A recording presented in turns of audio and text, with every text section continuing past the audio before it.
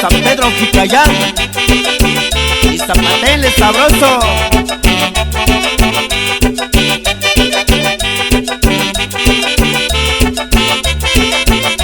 Zapateale Federico Mejía, allá en Naucalpan.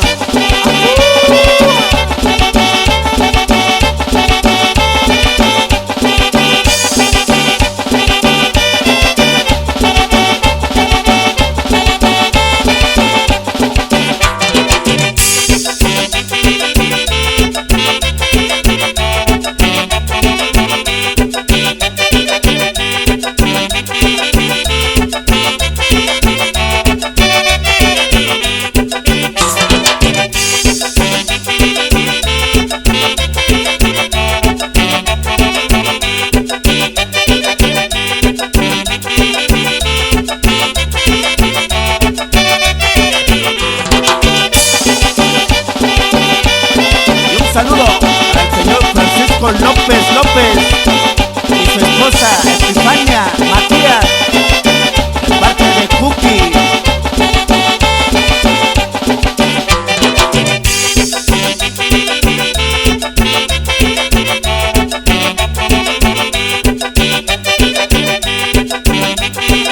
Y así zapatea el ingeniero César.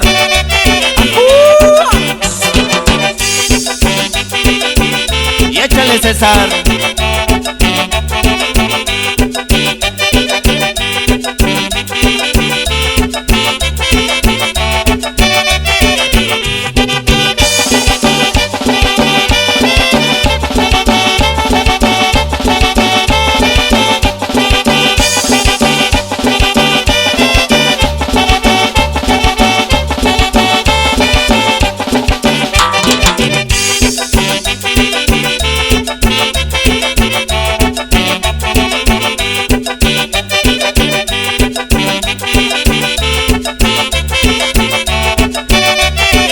Mi amigo Ricachet, gózalo bonito, compa.